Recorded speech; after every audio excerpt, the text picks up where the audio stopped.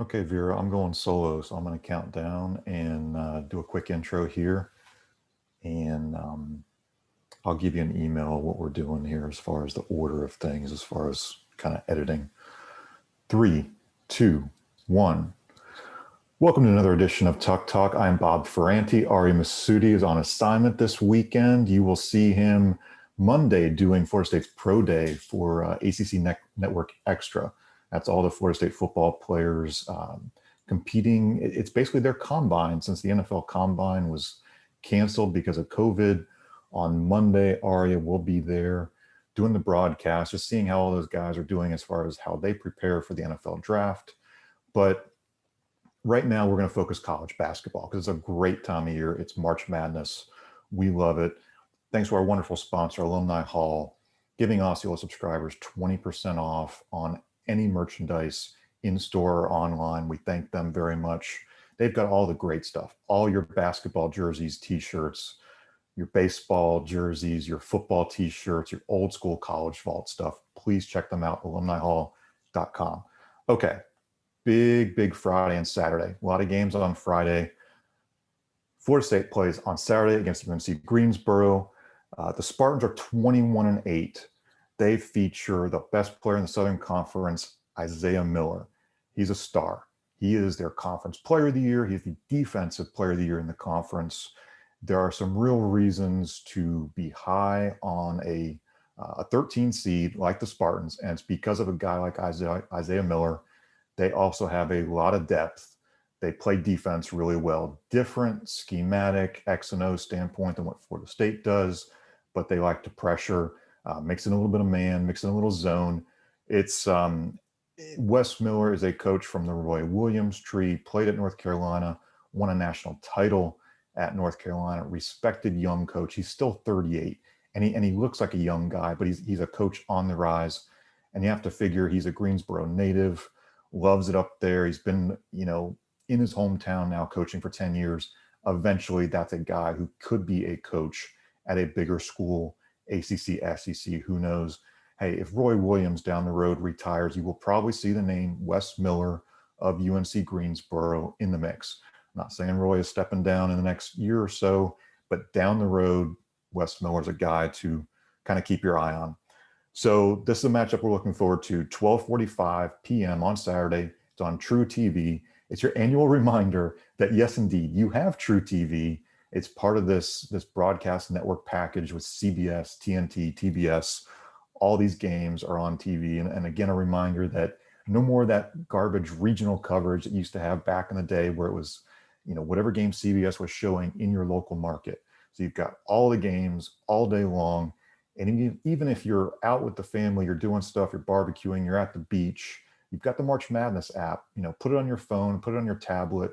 You can still keep up with the games. You can still have the scoreboard going without changing too much of your plans. Okay, so let's get down to nitty gritty of UNC Greensboro, and then we'll get into our interview. Happy that we were joined by Seth Greenberg, who coached at Virginia Tech and a couple other places. He's now an analyst for ESPN and the ACC network. He'll answer 3 questions from me about Florida State, about Leonard Hamilton, about the bracket. But before we get a little bit into that, just a few quick pointers about UNC Greensboro. Because of this unusual COVID schedule where a lot of games were just shifted around, they haven't played a big non-conference opponent. Didn't face Carolina or Duke or Wake or NC State, any of the Virginia schools, nobody out of the SEC. Florida State, without a doubt, will be the most talented team they have played. That's a huge point feather in the Florida State cap. Florida State has had all week since the selection show on Sunday around 6:30 when they found out they were going to face UNC Greensboro. They've had a ton of time to prepare. On the flip side, what concerns you, obviously, UNC Greensboro likes to turn over teams. They generate steals. Isaiah is one of the best defensive guards that you're going to see at a smaller, let's call them mid-major level. That's a concern. Another concern is just how much practice time Florida State has been able to get in, even though you've had a ton of time off in Indianapolis. They were in quarantine to start off the week. There's been a lot of COVID testing. When I talked with a couple of players and coaches earlier in the week, One day it was, yeah, we're in quarantine, we were able to walk through. The next day is, yeah, we're looking to practice. It's not the traditional normal routine. Leonard Hamilton, though, will tell you, hey, if this is all we have to do is just hang out in Indianapolis and, relax in the hotel rooms until it's time. They're serving a lot of meals to the hotel rooms directly. So a lot of things are not done in a traditional manner with your team. Really, really unusual. And you have to wonder how big of a factor might that be moving forward, not just for Florida State, but a lot of teams. But Florida State has had time to prepare. UNC Greensboro, one thing they do not do very well, they do not shoot the three ball well at all. They're well into the 300s in Division I at shooting three-pointers. That is a true weakness, and honestly, it's an area where teams have capitalized on Florida State and that inability to defend the three-point shot. So I think that is a huge bonus for the Seminoles as we move forward. Okay, so what happens next after that? If Florida State gets past UNC Greensboro, you're looking at the Colorado or Georgetown winner. Unfortunately, that game is going on almost simultaneously to Florida State Greensboro. So this is a good two-screen afternoon if you're wanting to scout ahead and you feel comfortable enough to keep one set of eyeballs on Colorado and Georgetown, or if you feel like during the commercial break you can switch back and forth. I like to have a tablet open with the TV because it's a lot of good basketball this time of year. Okay, so I think we're in a good spot as far as just framing what's coming up ahead for Florida State. Want to go into the Seth Greenberg interview. Don't want to promote too long. It's about 8 or 9 minutes. It's really short, as his busy schedule just didn't allow anything super in depth. But we appreciate him taking the time. Obviously, he coached against Leonard Hamilton for years when he was at Virginia Tech. We talk about, of course, Coach Ham. We talked about the turnovers. How big of a concern are turnovers in Florida State to you? And then a little bit about the bracket. How does Coach Greenberg see the bracket potentially opening up for Florida State? So yeah, if they get past that first game, how do they look moving forward? I asked him a little bit about Colorado, Georgetown. How do those matchups maybe play in as far as who would be more beneficial? Who would Florida State prefer to see? So we appreciate Seth Greenberg joining us. Here's that interview.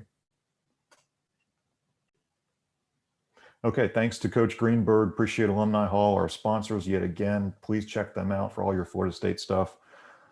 Okay, so Arya couldn't be here this week, but hey, fingers crossed Florida State gets through UNC Greensboro, faces off against Georgetown or Colorado, gets into the Sweet 16.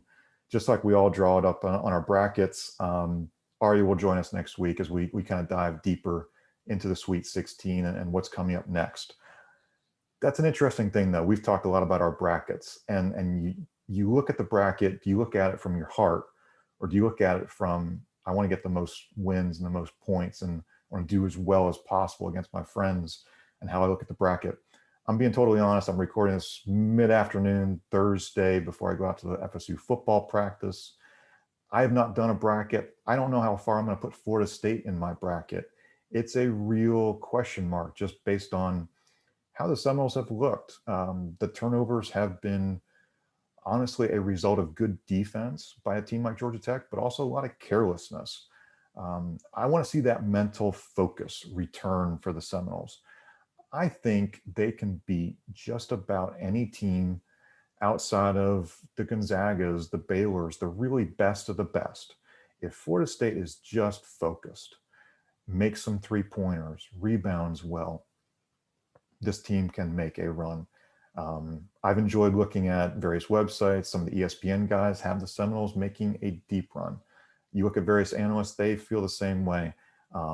Seth Greenberg, I think, had Texas coming out of the bracket. It's a really interesting bracket because you have number 1 Michigan that looks a little vulnerable. Number 2 Alabama, obviously a strong regular season. 3 Texas could make a run too. 4 Florida State. Honestly, we're going to be talking in a couple weekends, and it wouldn't surprise us if any of those 4 come through. I think that's what maybe makes it a really entertaining bracket to watch. We're just looking at one quadrant of this field of, let's call it 64, because that's where it'll be after some of these playing games. Yeah, I mean, we'll see after a lot of basketball where Florida State stands. So, want to do a shameless plug before I go. Osceola readers, we've done a lot of stories this week. It's been really cool to catch up on Zoom. Sat in on Cleveland State Zoom and got to say hello and good afternoon from Tallahassee to Dennis Gates, who will be playing in March Madness. It was good to see him. His personality is incredible. It is so wonderful to see him talk and interact. And he's got that program really going somewhere. In year 2, he's there. Had a good interview on the phone with Balsa Koprivica. Enjoyed talking with him and getting some thoughts about what he's done on the offensive end, on the defensive end. Also been on Zooms with UNC Greensboro's Wes Miller, Coach Hamilton. Enjoyed talking with those guys and just getting some thoughts on matchups and viewpoints of how they build their program, philosophies, things like that. So we've got a lot of good content on theosceola.com. We hope you enjoy reading all that. We really want you to enjoy the basketball. It's going to be a great weekend, starting with the playing games Thursday night through Friday, Saturday, Sunday. And then you kind of get to recalibrate and look at those brackets and say, hey, wow, that was good. And look forward to the Sweet 16 in the week ahead. So we hope you enjoyed it. We hope you've enjoyed the shorter version of Tuck Talk. Ari will be back next week. He says, go Noles. We know you're cheering on the Noles from your house, or if you're in Indianapolis and lucky enough to watch, congratulations. I know that's going to be a really unusual but cool atmosphere, and good that you'll be able to see the Noles in Indianapolis. We wish you all the best. Take care. Enjoy the basketball. Thank you for listening to Tuck Talk.